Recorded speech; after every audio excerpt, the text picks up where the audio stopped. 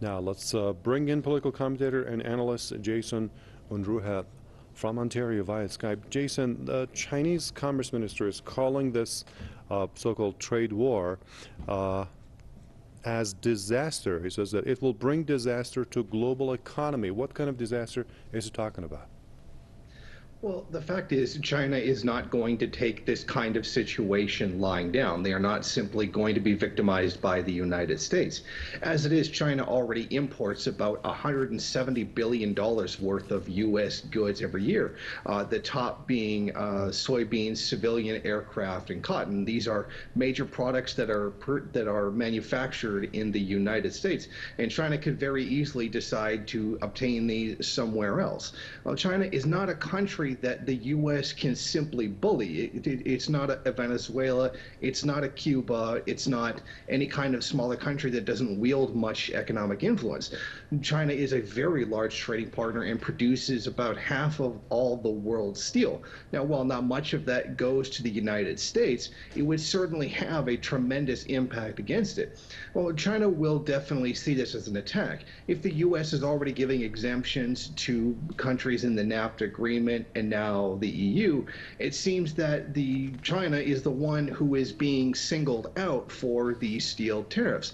And this does seem to go along with what Donald Trump said during the election, where he repeatedly singled out China and even mentioned the mass production of steel inside the country, some of that steel even ending up in the buildings that he himself built during his time as a real estate man.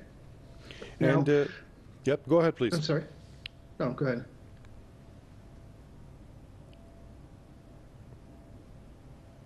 So, Jason, what about the EU? Let's shift gears to the European Union, and even some of the U.S. allies, including European ones, they don't like this idea, and they have threatened to hit back with similar measures. Well, yes, the European Union is largely dependent on the United States as a huge trading partner, just as the U.S. is reliant upon the European Union.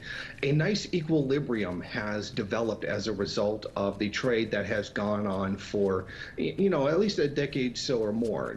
There's a general consensus, not outrightly spoken of, what gets imported, what gets exported. Exact numbers are to be determined each year, but there's a general idea of how things are going to be. And many of the countries expect, X amount to be done, and the U.S. expects X amount to be done in return. So they have a general idea of what's coming. And this move by Donald Trump has been to just simply throw a wrench into that machinery that has worked for well over a decade, and throwing a great deal of uncertainty into the market. And this has caused, at least in the case of China, about a 3% dip in the stock prices of many Chinese steel companies. For the EU, it's something more yet to be determined. But Trump's actions are just upsetting a relative equilibrium that has existed for some time, that has been both beneficial to the EU and the United States. And it really calls into question why Donald Trump would just suddenly decide to flip over the table with all the pieces that have been so carefully arranged after all this time working so well. It really is a question of does he really know what he's doing?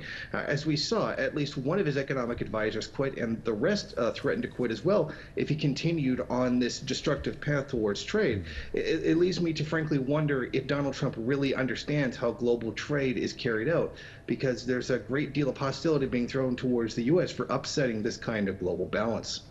All right, appreciate your comment, Jason Unruhe, political commentator analyst from Ontario.